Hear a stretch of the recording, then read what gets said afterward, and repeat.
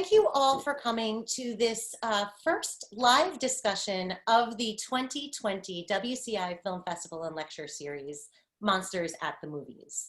I'm Ray Mulstock. I'm a lecturer in the program in Writing and Critical Inquiry, where we get that WCI in our name. And it's really great to have all of you here. And when we started the Film Festival and Lecture Series, it was in the hopes of bringing together the UAlbany community and the greater Capital District community in a common inquiry into some of our greatest film genres and tropes to celebrate and understand these films together. And we're really happy to be continuing that mission this year, even online, even on YouTube. So to start us off, we have Giacomo Calabria to lead tonight's discussion about John S. Robinson's Dr. Jekyll and Mr. Hyde, which celebrates its centennial this year. So for some of you, this might be one of the oldest films you've ever seen, just kind of exciting in and of itself, and one of the things that we're always trying to do with this film festival project. Giacomo is a local author and Humanities New York public scholar.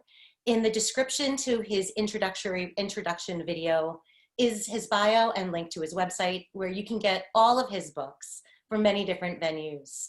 The posters behind him are his absolutely wonderful book covers. So Giacomo, thank you so much for being here. Thank all of you for being here. And I'm going to kick it over to you. Yes, thank you so much for the introduction, Dr. Mulstock. All of you, thank you so much for being here. And I give, of course, my compliments to Dr. Ray, everyone that was involved in this, everyone who helped in some way spreading the word, everyone who's on here, thank you so much. Your presence is basically what keeps this going. And the truth is, I'm really interested in having a conversation about this film. I'll be honest, I'm not interested in my own thoughts on this film. I'm sick of it because I know my opinions. And I made a recording of it that some of you probably saw. And for those of you who didn't see the interview or the recording, I just really wanted to share my initial thoughts on the film because this was my first time seeing it as well. I've known about it, and I'm actually a huge fan of silent film cinema. Growing up, my father loved the Charlie Chaplin mutual comedies. So growing up as a little kid, the first films I saw were some of the oldest films ever made. And as I got older, I started learning more about the very beginnings of horror, or what could be considered thriller cinema. And the first introduction I had to that from the silent era was in the late 1990s, the American Film Institute, they released sort of these TV specials that were counting down the 100 greatest films of all time. And it was really designed to celebrate the 100th anniversary of American cinema. And it really introduced younger people like myself to all these films from the silent era that we had never known about. Like, you know, we were stupid kids who thought the greatest film in history was Star Wars, and that was it. But it introduced us to not only silent film, but even before we had narrative motion pictures, they would just have these short films that would be people playing cards, a baby being fed, all short films from the 19th century. And one of them, which was featured prominently in the AFI's list of the 100 most heart-pounding films of all time. That was their list of American thrillers, horrors, action movies, etc. In their introduction, which was narrated by Harrison Ford, he was talking about this short film called Arrival of a Train at a Station, where it's exactly what it sounds like. It's a 1-minute film of a train slowly arriving at a station. And he said that when this film was premiered, and if any of you have seen the movie Hugo, and Martin Scorsese is basically a film scholar. He puts so much film history into his movies. In the movie Hugo, he actually presented, Martin Scorsese, what Harrison Ford in this special talked about, how when they premiered this film, Arrival of a Train at a Station, the idea of seeing a train station in a packed audience was rather foreign to people. So people leapt out of the way of this train station, of this arriving train. But the thing is, once people realized that they weren't going to get run over by a train, they came back and they watched it again. And to quote Harrison Ford, the movie thrill was born. So the film that you saw today, Dr. Jekyll and Mr. Hyde, is one of those examples of early silent era thrillers. Specifically, I guess this could be considered horror. And actually, Dr. Ray, what's the proper terminology you would use for classifying Dr. Jekyll and Mr. Hyde? Would this be considered a thriller during the time, or a horror, anything like that? I might call it a horror thriller, maybe a speculative thriller. Yeah. We often I, talk about monsters as part of that umbrella genre of speculative fiction. Yeah, I think that's a good way of putting it. I mean, naturally, it is, of course, science fiction. And it's worth mentioning that in my research for it, this is not the first silent film production of Dr. Jekyll and Mr. Hyde.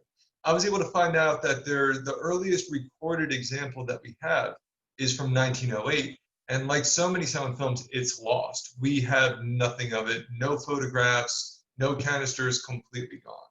And it's something so heartbreaking when it comes to researching silent film because so many of these films are gone. I think I've seen an estimate, Dr. Molstock, correct me if I'm wrong, somewhere like 90% of all the films from the silent era are gone, either melted down for their chemical uses or destroyed in a fire due to their combustibility. And not only that, but basically the entire generation of silent film artists, cinematographers, so many of them died during the First World War. That is actually what led to the opportunity for Hollywood to come into existence. So basically, that is the crucible in which this film was created, Dr. Jekyll and Mr. Hyde.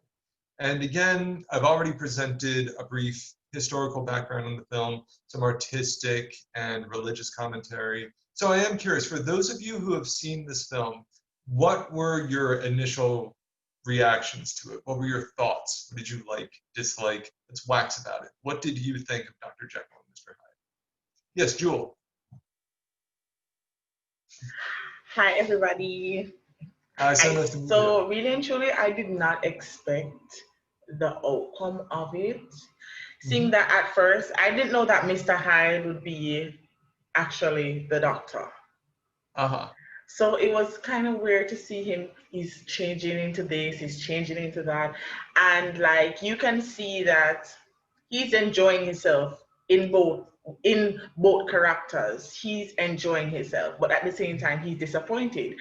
So it's just confusing and interesting, and I really enjoyed it. Even though it was a silent film, I really enjoyed it. And it's my first time. I really enjoyed it. Yes, now, quick question, Jewel. I was watching your reaction. So this is the first silent movie you've ever seen before? Yes, my first. And I hate reading, so. Wonderful, wonderful. It's a pleasure to have, it is really a pleasure to introduce you to this entire era of history in that case. I didn't even know that these exist, really and truly. I didn't know. And when I even started the movie, I'm like, I'm not hearing anything. I see people talking. I'm saying maybe it's the audio and it will fix at some point, but it didn't. And I'm noticing that I have to watch the body languages of every character to see maybe what is really going on. So that's how I had to catch up and be like, oh, okay, so he's a scientist.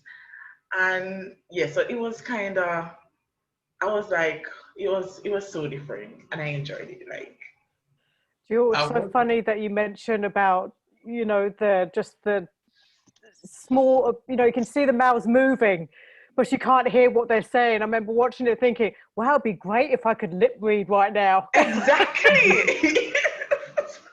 Like, that's how I felt like. But then there are some times when you can actually see what their mouth is saying, but you can't really say that's what they're saying because it's black and white. You really don't know. But I enjoyed myself. It's very interesting. My wife, she's actually deaf in one ear, so she's become very good at reading lips. And we were watching one of Charlie Chaplin's most famous films called City Lights. I highly recommend City Lights. According to Stanley Kubrick, it was one of his 10 favorite films ever made. According to the American Film Institute, they consider it the greatest romantic comedy ever made. I highly recommend it. It's interesting. I was watching that with my wife, and because she's pretty good at reading lips, she was like privy to some of the screenplay that you see the actors actually saying that are never given like little title cards. Like there's one part in particular where this one man is very drunk and he sees Charlie Chaplin. He goes, buddy, my pal, and he starts hugging him. And none of that is like, shared in dialogue. You But don't she hear could it. tell you that it was that. That's what it definitely was. It's very funny. And I remember being a young boy watching that for the first time, and my father basically saying the same thing. Like he was laughing and saying to everyone, "Hey, he's calling him his buddy." So we thought that was cute. And so one thing I do want to also mention is there is actually a little bit of, I wouldn't say controversy, but there's different camps over what we should listen to, if anything, when watching a silent film. Using Charlie Chaplin again, for example, Charlie Chaplin, he made many films when he was a young man, just getting started, like in his 20s, with a company known as the Mutual Film Company, where he had complete creative control to do whatever he wanted to make 20-minute long shorts. And what happened is originally this was just supposed to be presented with maybe a recommended score, or they might have an organist or a piano player improvising the score. But then in the 1930s, what happened is the rights to those films transferred over to a different company that was known as Republic Pictures. Dr. Ray, correct me if I'm wrong. And what happened is they re-released them in the age of talkies in the 1930s. And this time it had a specific soundtrack to go with it. It had select music, some of which was recorded after Charlie Chaplin made the films. And it also had lots of sound effects. This was done without Charlie Chaplin's approval. And keep in mind, Charlie Chaplin, he himself was a composer. He wrote many of the music for his films. He did not write the music that accompanied those versions. But what's cool is now, a century later, there's different schools. There's different schools of silent movie buffs who will watch a film in complete silence. They will watch a film with an improvised accompaniment. They might watch the film, the same movie, with a suggested score with it. And there's even people like myself who I will not get the same experience depending on what is accompanying the film. And it seems in so many cases, it's usually what you were first watching it with that determines how, what goes with that film. Although I will say there is a fun experiment that I did. Thank you so much, Joseph. It's a wonderful film. I highly recommend City Lights. The entire film is also available for free on YouTube, if anyone's interested. But one thing I wanted to mention, I once taught oh yes. I'm just going to jump in for 1 second. There are certain releases, certain production companies that are now releasing versions with Charlie Chaplin's original scores with the films. Oh. So for instance, Gold Rush, which has an iconic score, if you've ever seen a Looney Tunes cartoon, a lot of that has been sort of picked up in comedy tropes and cartoons in particular. So you can, if you seek them out, you can find those versions with the Charlie Chaplin approved score. It does take a little bit of research. Thank you so much for sharing that. That's actually good to know. I didn't know about that. Now I'm a huge Chaplin buff. But something else I wanted to quickly mention, just as an experiment one time, I was teaching a class at the Boys and Girls Club in Albany a few years ago. And it was on comedy, what was it? It was on comedy writing. And one of the first classes that we did was on just discussing what is comedy. And the entire thesis that I was sharing with them originated from ancient Greece, if I'm not mistaken, which was that comedy is the art of the surprise. And basically that's part of the reason why a magician's trick, you might sometimes be laughing while you're watching a magician's trick and at the same time gasping at the same time. It's all about packaging a surprise. The reason why I'm mentioning that is because I once showed some students who had never seen a silent film before, I was showing them several minutes of a Buster Keaton montage that I found on YouTube. And I asked them to I said, someone pick a song at random, any song at random. And someone suggested a song, I think it was called I Will Levitate by a band called Hadouken. But I found it online and I played that accompanying Buster Keaton. It worked perfectly. They meshed. So it is so very interesting to see how, in some cases, we can get silent movies, add modern music to it, and reintroduce it to a whole new audience. But back to Dr. Jekyll and Mr. Hyde. So any other comments or feedback after watching the film? Yeah, Am I? Yeah. Okay. Giacomo, you asked in your introductory video if these themes were still relevant. What would what would these themes look like if one of us directed it? If a famous director from this era directed it? And I want to know from our audience what they think as you invited them to participate in your introductory video. Are the themes of this film 100 years later still resonating with audiences? Yes, thank you so much. Any thoughts on that?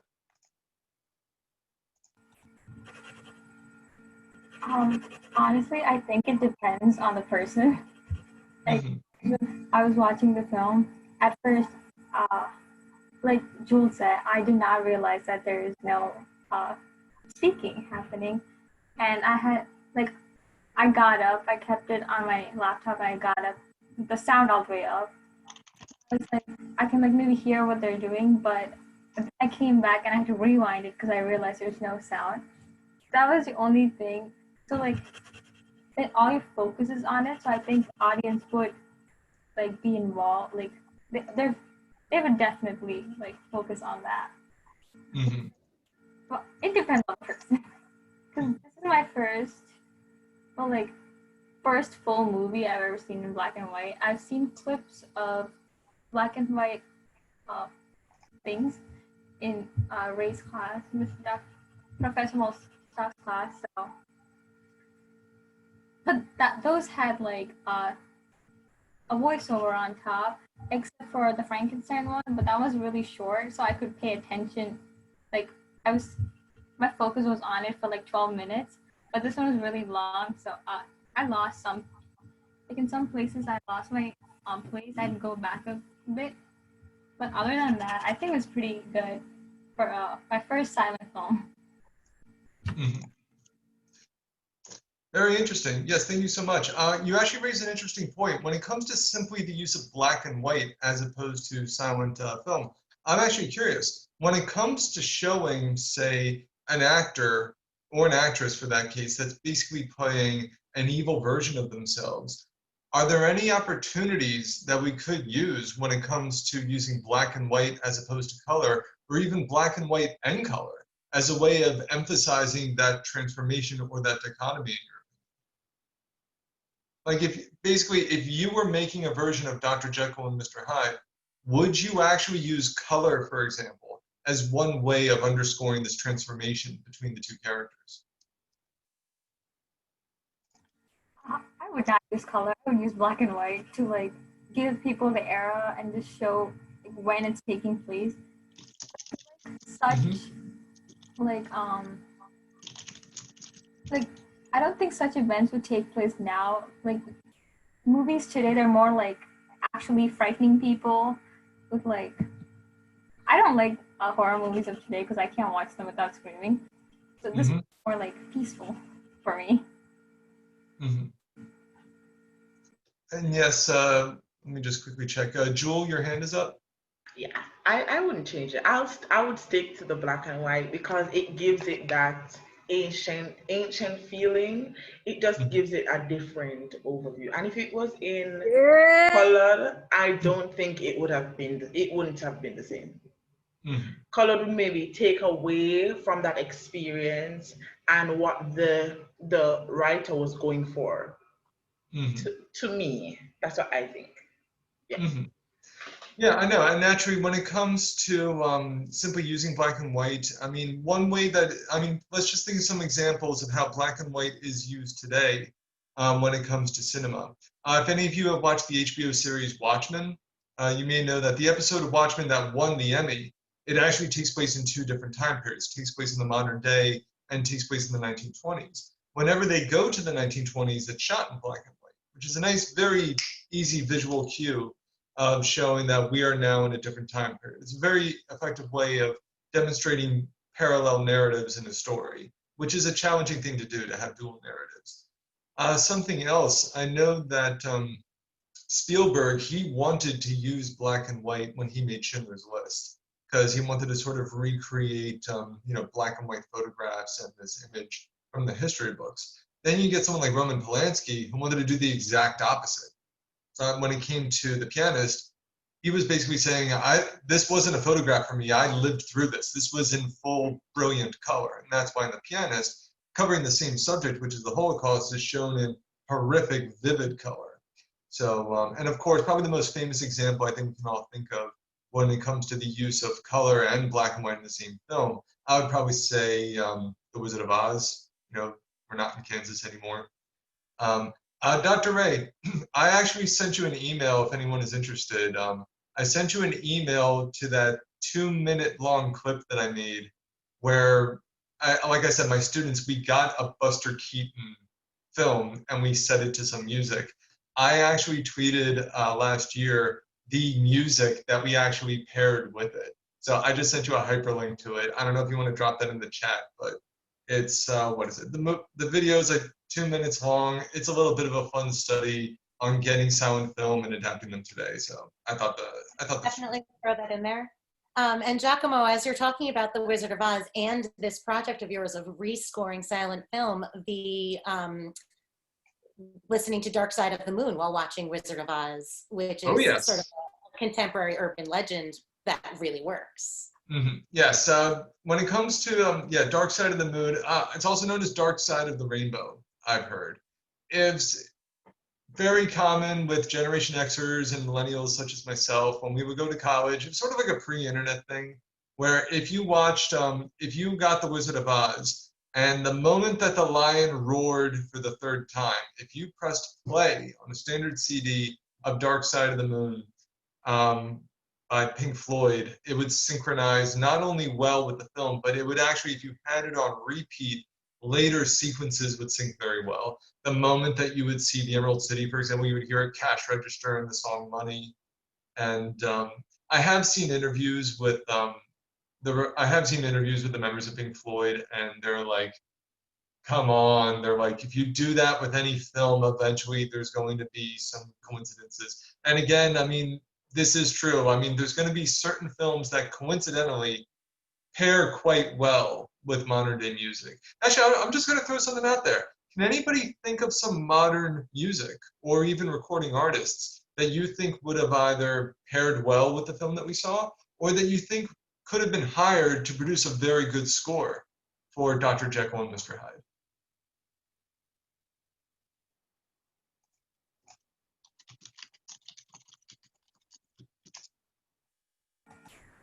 This is not a modern song, but like, have you guys heard the song "Zombie" by the Cranberries? Oh yeah, I know that. Yeah, I feel like they could play like some music that would go really like. I know it has nothing got to do with zombie, but like not really. But I feel like they could really, I don't know, like transition well, like when they. Mm-hmm. I'm actually. Oh yes, someone else was speaking in. Yes. So you know who I think? Iron Maiden. Iron Maiden.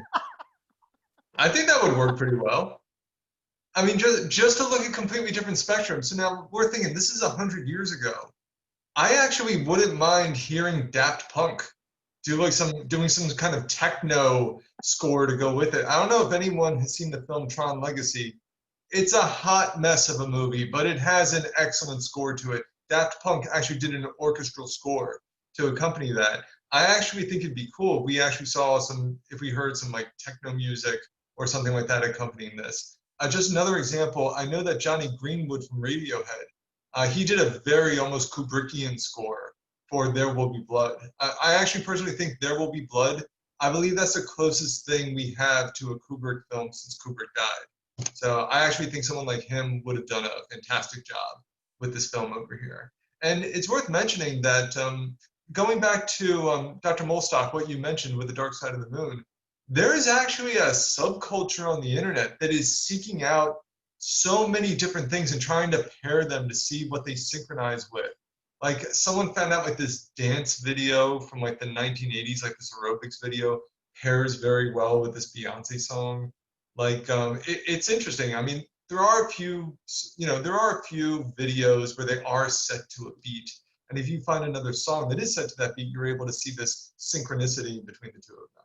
So it is a lot of fun. This is a good reason for you to be watching more silent film. Get on there, because you could have your 15 minutes of fame by just realizing that, I don't know, that WAP pairs pretty well with, I don't know, this Buster Keaton movie. If you find that out, you will be famous. I'm telling you right now, you will be on the internet. Everyone will be talking about how that song pairs so well with, I don't know, Charlie Chaplin slipping on this banana peel. I'm going to stop talking about that. Oh, I just put in the chat a link to Last Day Shining, a band that we had in the 2018 Film Festival, Classics of Science Fiction, play an industrial rock live music accompaniment to Fritz Lang's Metropolis. So this is something that we do in Albany, and we actually have an upcoming film festival where we'll be collaborating with the Albany Symphony Orchestra on even more live film accompaniments. So we will make the chat available on the YouTube channel as well to everyone in attendance. Giacomo, I know you have to go in a few minutes, so does anyone have a last question? Or Giacomo, do you have a last talking point that you want us to take up before you leave? Well, I will offer one quick thing, which is a little bit of how I closed my introduction to the film. That this is a story available to any of you to work with. I mean, I'd be interested to see what this film would be like. Would it be any different if Dr. Jekyll was a woman? I mean, would it be interesting to see this set in the modern era, maybe even set further in the past? Dr. Jekyll and Mr. Hyde is a story that works so well today because there is a timelessness to it when it simply comes to the duality of people's personalities. So this is a potential reservoir for so many future films, including films that you yourself might make. So even if simply as a thought experiment, I am curious how every single one of you would approach this film if you simply got the budget and you were making it right now. I mean, challenge yourself in any way. Like, what if it had to be in black and white? What if it had to be set in a different language? What if it only had a certain amount of actors or actresses? How would you reinterpret this film? I would like to know, and I think a lot of other filmmakers and audiences would like to see it. Any final questions before I go?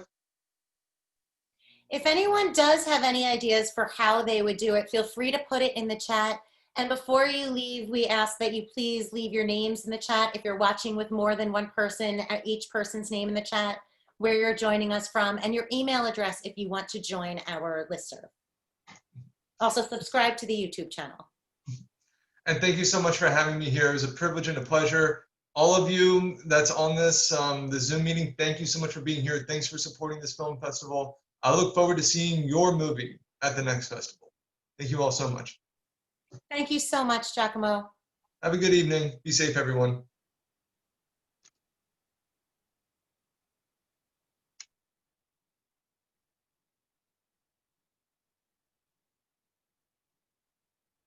Thank you all so much for coming. We really appreciate the support.